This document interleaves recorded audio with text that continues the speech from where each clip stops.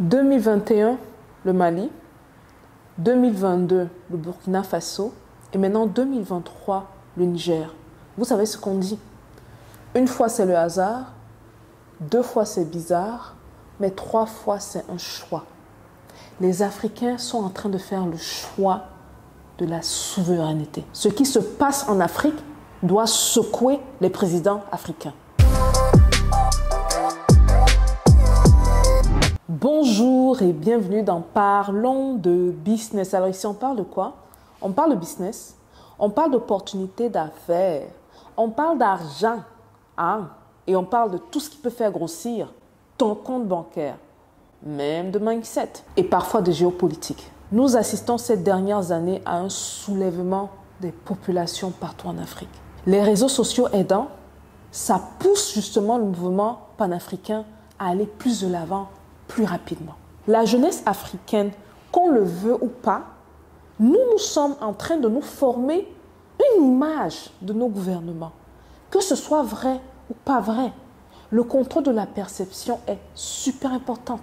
Il est donc très important aux présidents africains de communiquer avec leur population parce que quand ils ne le font pas, nous interprétons cela d'une certaine manière et d'une manière qui peut parfois jouer contre le gouvernement en place. Il faudrait donc comprendre la demande de la population parce que oui, là on rentre dans une relation transactionnelle, de business à la limite. Parce que n'oublions pas, le gouvernement, l'État est là pour servir le peuple et protéger les intérêts du peuple en premier.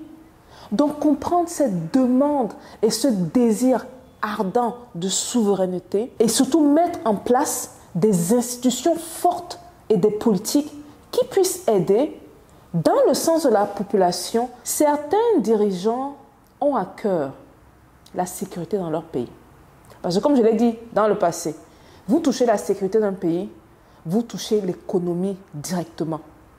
La guerre n'est pas bonne pour le business. Personne ne veut prendre son argent, aller mettre dans un pays et voir cet argent réduit à zéro. Ça fait fuir les investisseurs. Le but de cette vidéo est de parler de comment éviter des coups d'État dans le futur, de rester dans l'esprit panafricain et de pousser l'agenda africain. Le premier point, parce qu'il y a certains chefs d'État qui ont tendance à un peu aduler la France. Gardons en tête qu'au-delà de ce qu'une personne dit, ce sont les actions qui comptent. Donc si un dirigeant se lève et vient dire « j'ai l'Afrique à cœur », mais dans les transactions par exemple, dans les accords avec la France, on se rend compte que le plus grand avantage est donné à la France et qu'une bonne partie des retombées économiques tombe dans les poches de la personne qui dit qu'elle donne le marché à la France. Il y a un problème dichotomique. Il y a un problème au niveau du message et des actions. Et aujourd'hui, la jeunesse africaine regarde des actions au-delà des mots. J'aurais deux recommandations à faire au cabinet présidentiel qui conseille ces chefs de l'État. La première recommandation au niveau de la diaspora. Pour certaines raisons, j'ai l'impression que beaucoup de gouvernements ne se rendent pas compte de la force de frappe de la diaspora qui est bien plus importante que l'aide publique apportée aux pays africains. Les gouvernements ne se rendent pas compte de l'importance de la mine d'or et de diamants combinés que représente la diaspora. La diaspora à elle seule supercharge l'économie africaine. Il est donc important d'également ouvrir un pan pour cette diaspora puissante qui n'attend que de venir investir au pays. Elle n'attend que ça. Mais pour ce faire, cette diaspora a besoin d'institutions fortes. Gardez en tête que l'accompagnement n'est pas toujours financier parce que comme je l'ai mentionné, la diaspora a les moyens de sa politique. Mais l'accompagnement doit aussi être au niveau des lois. C'est fatigant de faire du lobbying pour des choses triviales, pour des choses qui doivent nous être accordées naturellement. Je ne trouve pas normal que quand un Africain vienne en Afrique, il doit batailler contre ceux qui ne sont pas africains pour avoir des marchés. C'est ridicule. Surtout sachant que la diaspora a la compétence technique, mais également les moyens financiers de faire des choses sur place. Cet avantage-là doit être donné aux Africains. Parce que dans d'autres régions du monde, c'est ce qu'ils font. On appelle ça être conservateur et se rassurer que les biens ou l'économie reste aux mains des Africains. Il n'y a pas de mal à ça. En Tanzanie, par exemple, Vous savez que seulement dans le cas de la Tanzanie, quand vous arrivez, 51% des parts d'une compagnie, qu'elle soit tanzanienne ou non, doit être détenue par des Tanzaniens. Ça, ce sont des lois conservatrices qu'il faudrait qu'au niveau local, les gouvernements puissent mettre en place des lois qui puissent garder la richesse entre les mains des personnes locales. On ne veut pas mettre notre argent durement acquis dans des pays instables. Dans des pays où on sait que si la France vient dire « dégagez cette personne », vous dégagez cette personne. Ça ne rassure pas. Donc la diaspora a besoin d'institutions qui puissent l'accompagner et la rassurer dans ses investissements. De un. De deux, on va parler ici d'un sujet qu'on évite très souvent. Le système éducatif qui reste la garde chassée de la France. Parce que les pays occidentaux ont compris que pour contrôler un être, il faut le contrôler dès le plus bas âge. Ce qu'on lui met dans la tête, c'est important. On ne lui apprend jamais ses réalisations, c'est important. Il faut qu'il se voie à travers le regard de l'autre. Il faut qu'il se perçoive comme étant la périphérie de l'autre. Il ne faut pas qu'il se mette au centre. Il ne faut pas qu'il réalise qu'il a fait d'excellentes choses, j'ai failli dire de bonnes choses, d'excellentes choses dans le passé.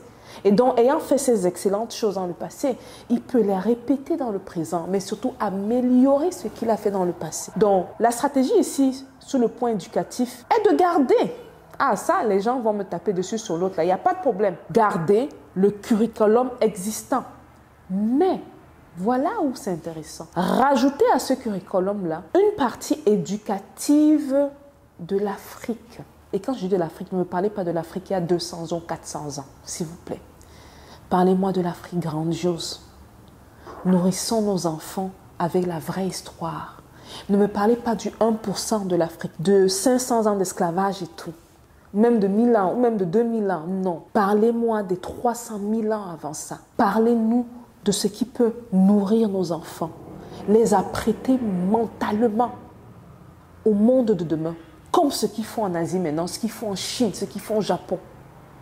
Instaurer dans le gène de l'Africain ce patriotisme inné dès le plus bas âge, afin qu'à l'âge de 18 ans, il ait des réflexes d'aîné, parce que l'Africain reste l'aîné de ce monde, qu'il ait des réflexes de leader, où ils peuvent montrer le chemin. Je vous parle à l'âge de 18 ans, je vous parle pas à l'âge de 35 ans. Qu'il ait ces réflexes-là, afin de montrer le bon exemple aux autres. Et ça commence dès le bas âge. Je peux comprendre que pour certains États africains, on ne doit pas toucher au système éducatif. Ne touchons pas au système éducatif. Mais par contre, rajoutons quelque chose de subtil qu'on ne va pas à tout prix remarquer, mais qui va faire la grosse différence dans l'éducation des enfants. Mon message aujourd'hui n'était pas très long, mais c'était 2 points importants qu'il fallait que je fasse passer, que ce soit au cabinet des gouvernements, que ce soit même à la population, à nous les Africains. Ce qui se passe au Niger ne doit pas être négligé. C'est le début de la fin de la France en Afrique, mais c'est également le début d'une nouvelle ère à laquelle je suis sûre que plusieurs chefs d'État veulent faire partir. Dites-moi ce que vous pensez de ce qui se passe au Niger, mais dites-moi surtout ce que vous pensez de ce que les gouvernements africains devraient mettre en place. Ils vous lisent. L'Internet, c'est un outil très puissant, vous serez surpris. Sur cette chaîne-ci, il y a au moins 3 cabinets de 3 pays différents qui suivent cette chaîne-ci. 3 pays africains différents. Ça, c'est ce que je sais. Maintenant, peut-être il y en a plus, que sais-je.